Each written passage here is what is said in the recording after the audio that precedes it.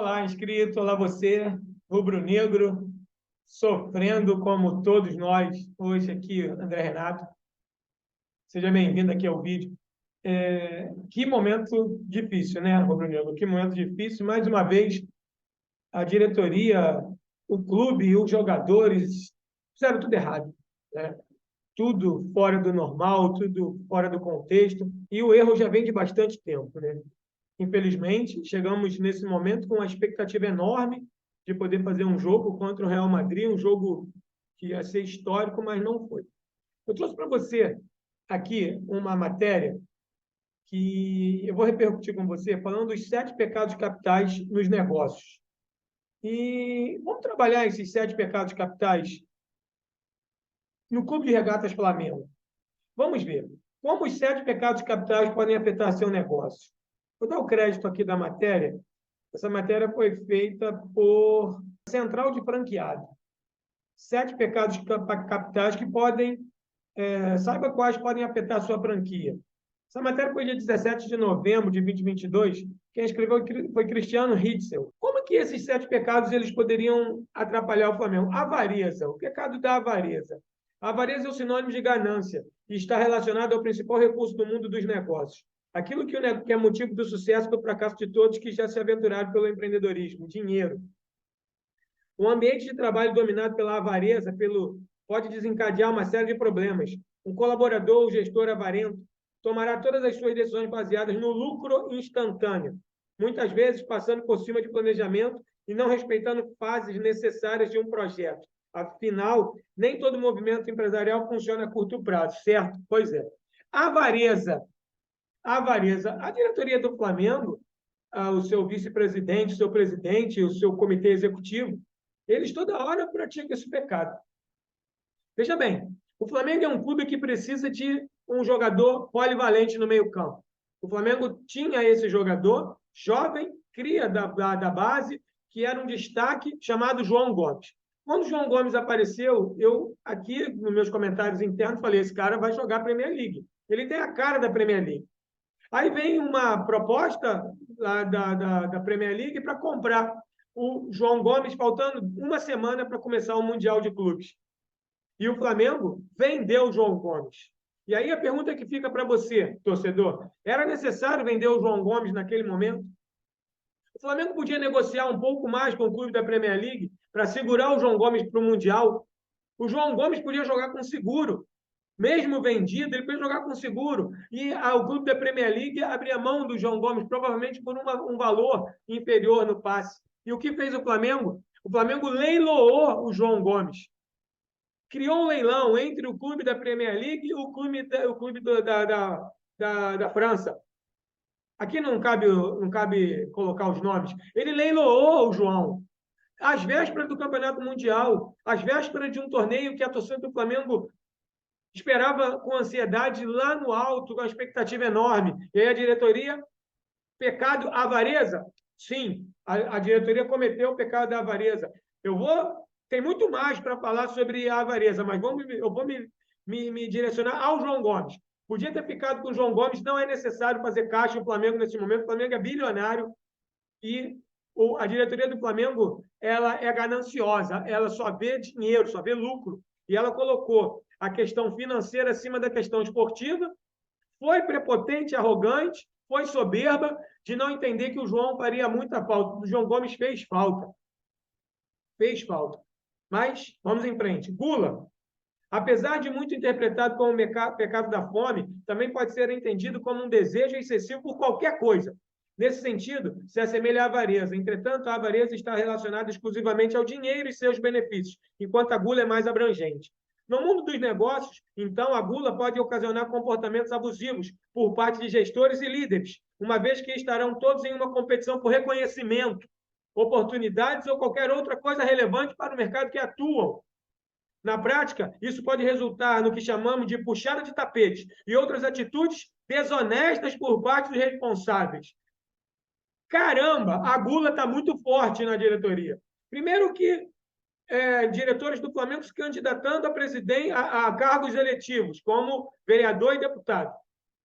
Segundo, aparecendo na mídia, sendo sendo enunciado aí, presidente sendo levado para empresas estatais do governo de alta patente. Empresas gigantes queriam pegar o presidente do clube para levar para lá. E puxada de tapete. Nossa, puxada de tapete, então, nem se fala. Você pensa na puxada de tapete em cima do Dorival. Tudo bem que o time performou mal nos últimos jogos do Campeonato Brasileiro, é verdade, perdeu para todo mundo, desconectou. Né? O Flamengo ele perdeu a compactação, ele perdeu o compromisso, mas já era campeão da Libertadores, já era campeão da Copa do Brasil. O Flamengo desconectou mesmo, ele não estava mais com aquele olhar, com aquela fome no Campeonato Brasileiro, e aí isso fez com que a diretoria achasse que o Dorival tinha perdido o comando.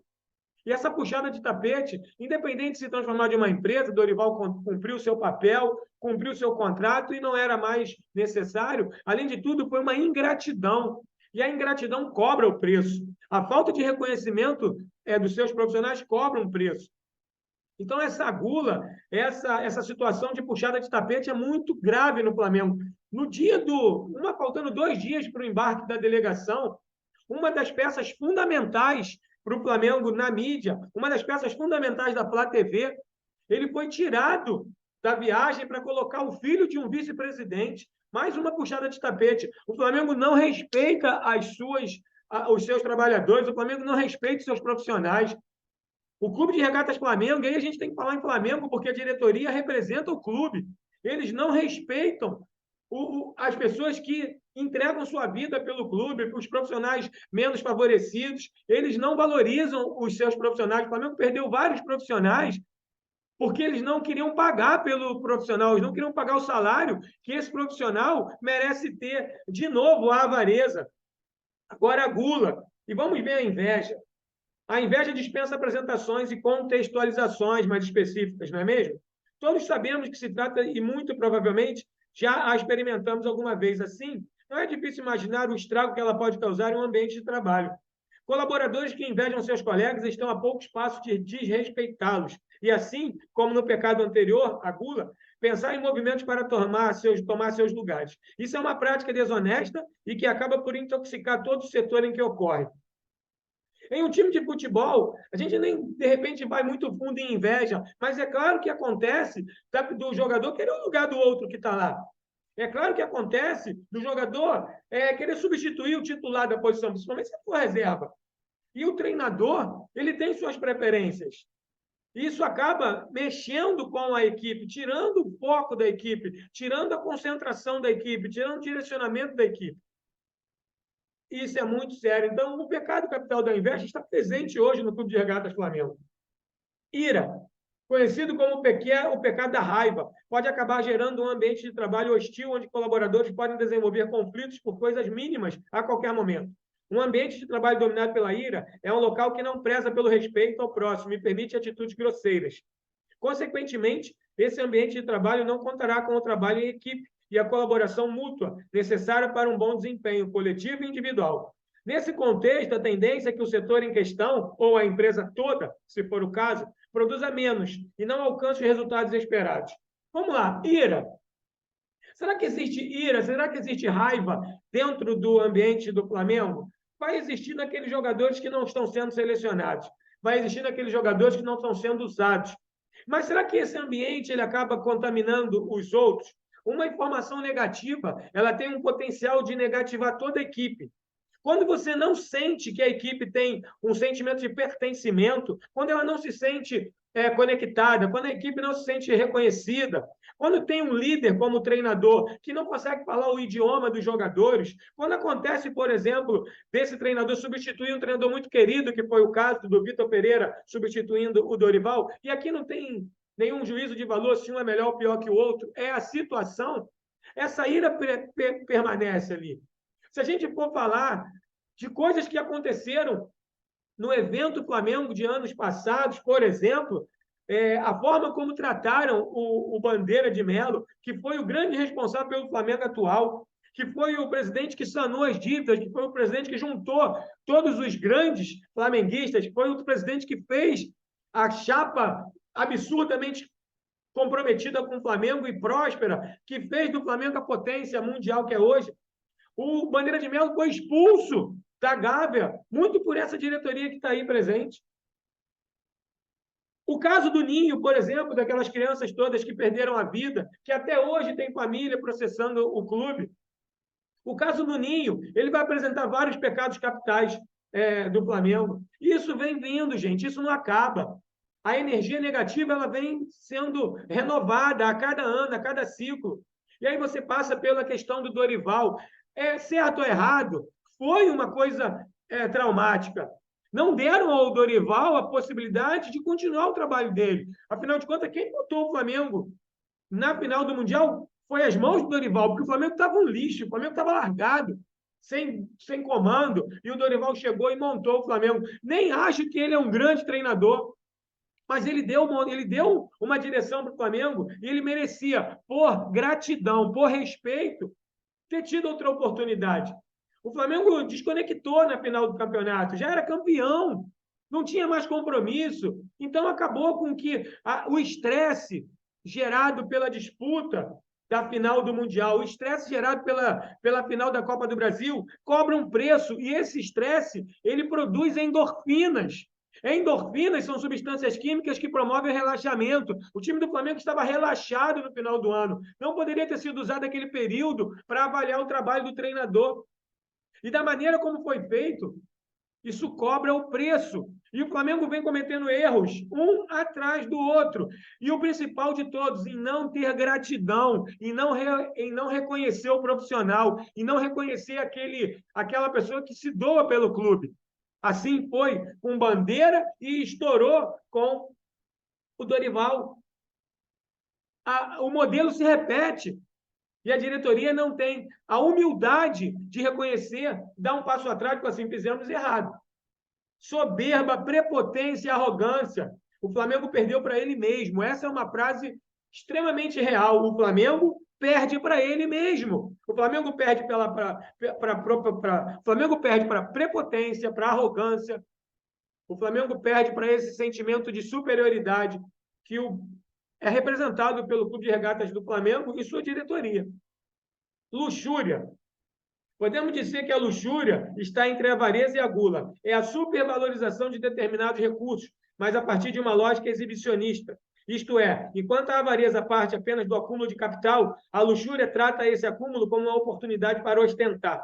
É muito fácil entender como esse pecado pode prejudicar sua empresa. Um gestor atacado pela luxúria tentará passar uma imagem não condizente com a realidade de sua empresa.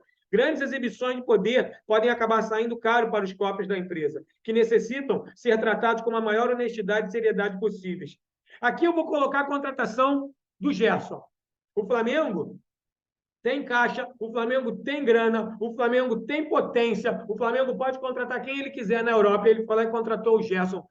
Dizem que foi 20 milhões de euros. E aí contrata um jogador que ele é lento, contrata um jogador que não tem fibra, contrata um jogador que não tem o olhar de Flamengo, ele não tem a gana de Flamengo, ele é um jogador que em qualquer toquezinho dele ele se joga, ele cai. Isso eu venho falando há muito tempo. É claro que você não sabe, você não me conhece, mas eu posso falar isso porque eu tenho gente que me conhece, que valida o que eu estou falando. Quando o Flamengo contratou o Gerson, eu falei aqui, eu vou fazer uma live, vou fazer um vídeo contra essa contratação. Aí as pessoas pediram, pô, André, não faz isso, tu vai começar o canal já criando polêmica. Eu fui e tirei o pé. Mas eu tenho testemunhas que eu falei isso, várias pessoas. Eu falei, essa contratação não tá legal. Esse cara não tem o perfil do Flamengo. E ainda mais jogando na posição que colocaram. Pronto, dito e feito. Ele entra na área e se joga. Eles nem o Flamengo não teve nem o cuidado de identificar quem era o juiz. O juiz, a comissão de arbitragem que domina um jogo, tanto no VAR como em campo, é uma equipe.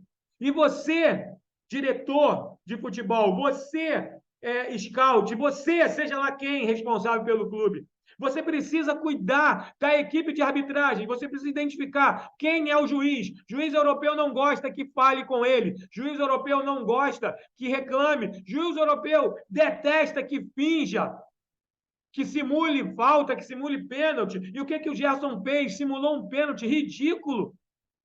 jogando um campeonato mundial, o mundo todo vendo.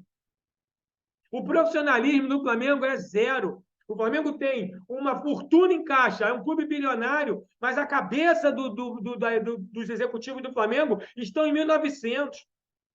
Precisa mexer aqui, ó. Precisa mexer. O Flamengo jogou com o Palmeiras. Eu estava trabalhando nesse dia e vi pedaços da partida, eu me impressionei, falando com alguns amigos, o que o Palmeiras está fazendo desse jeito? Parece que é o último jogo da vida do Palmeiras, parece que o Palmeiras está ligado no 480, parece que o Palmeiras vai morrer se não ganhar o Flamengo, jogando com uma vontade, com uma fome fora do normal, que assustou o elenco do Flamengo. E aí, depois que o jogo acabou, eu fui assistir a entrevista do Abel. O Abel falou: olha o jogador no olho, eu quero que você ganhe dele no emocional, na pressão, só no posicionamento. Eu quero esse título. E o time entrou em campo com a faca no dente, brilho no olho, para ganhar o Flamengo. E se tivesse ali, se o Flamengo fizesse 15 gols, o Palmeiras ia fazer 16. Porque o Palmeiras estava voltado na emoção para ganhar. Porque o seu treinador pediu que ganhasse. Ele queria o título. Ele é obcecado pelo título. Uma vez, ai, meu Deus, o jogador de basquete, Kobe Bryant, o Kobe Bryant uma vez falou: se você quer ser bem-sucedido no esporte, você tem que ser obcecado. Se você quer ser bem-sucedido na vida, você tem que ser obcecado. Se você quer ser bem-sucedido em qualquer situação da tua vida, seja obcecado. O técnico do Palmeiras é obcecado. E ele colocou o time nessa vibe. E aí você pega o elenco do Flamengo, a diretoria do Flamengo, o corpo executivo do Flamengo, e qual o exemplo que eles dão? De trairagem, de puxada de tapete, de falta de reconhecimento, de soberba, prepotência, arrogância, de falta de pertencimento. Tudo isso desce e desceu. Ou você já esqueceu que o Flamengo, na despedida de Joel Santana, colocou banda no show no Maracanã e perdeu do América? Vexame pior do que aquele a gente talvez não vai encontrar. Podendo perder do América por 3 gols de diferença, perdeu.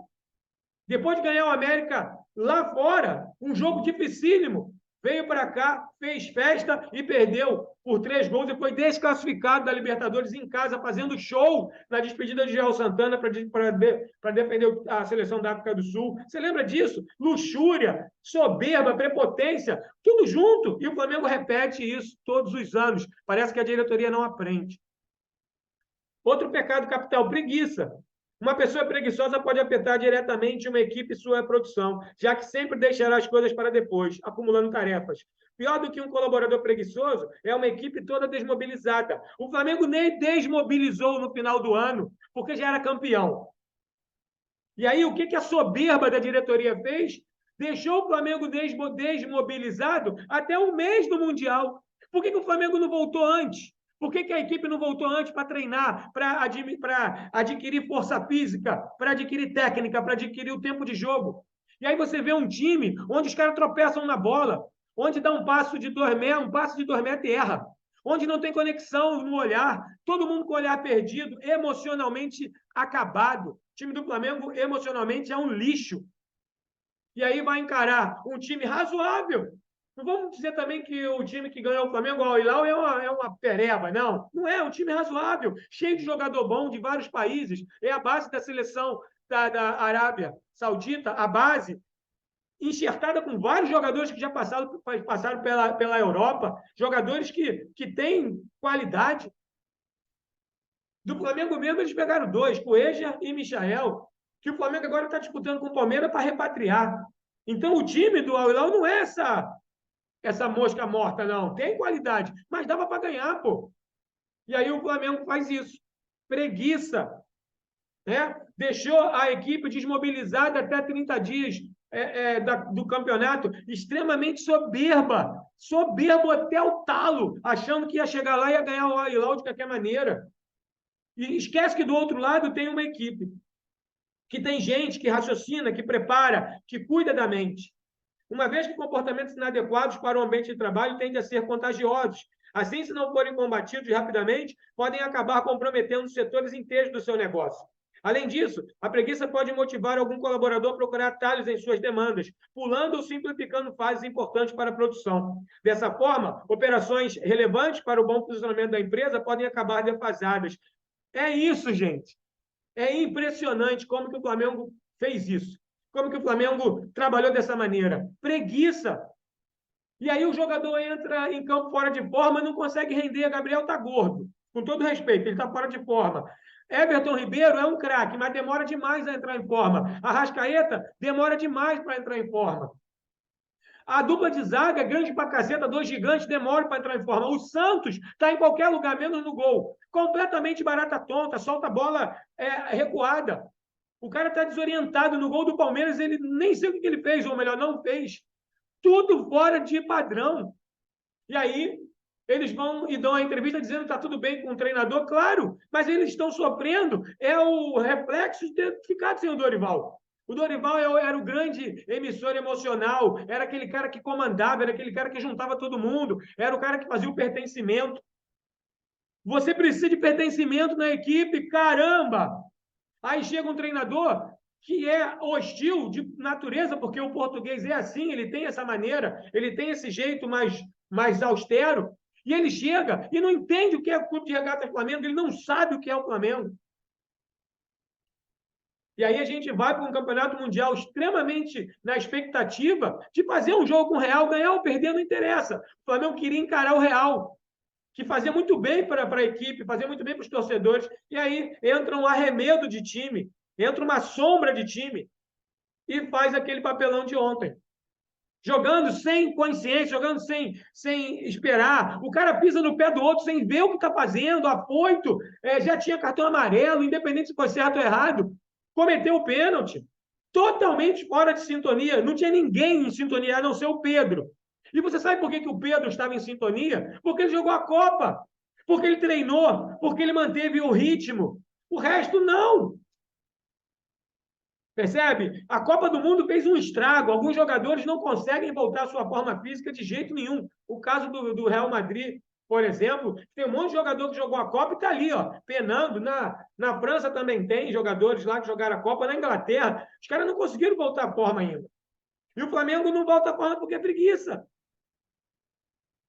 Não treinou.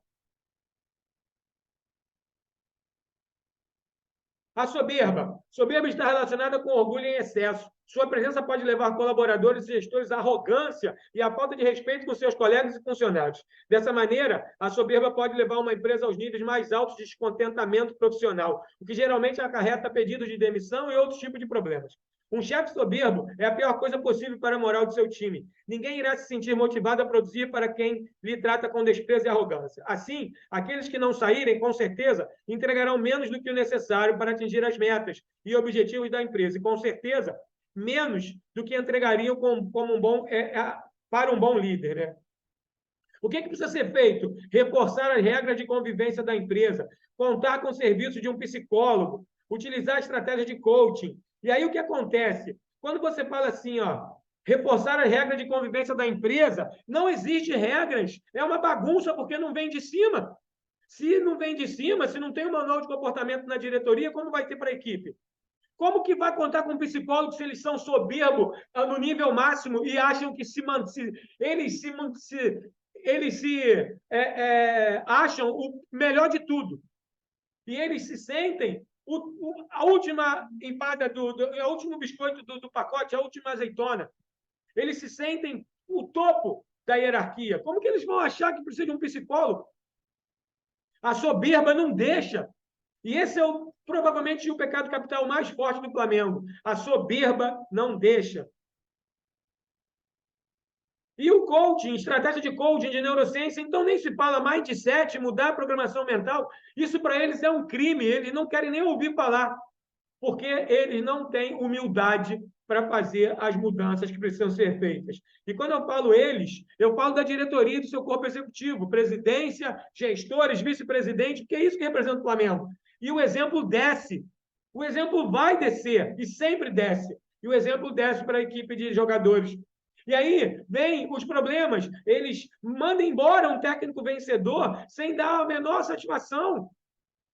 Não tem não tem respeito, não tem gratidão, não tem o sentimento de pertencimento, e aí explode no jogo, como explodiu de novo, e a cada tempo é um vexame diferente. A cada tempo é uma derrota diferente. Eu nem vou chamar essa derrota como um vexame, porque o outro time tem qualidade. Mas para o projeto Flamengo, para os moldes Flamengo, para tudo aquilo que o Flamengo representa, tanto financeiramente como esportivamente, foi sim uma derrota difícil de entender, difícil de aceitar.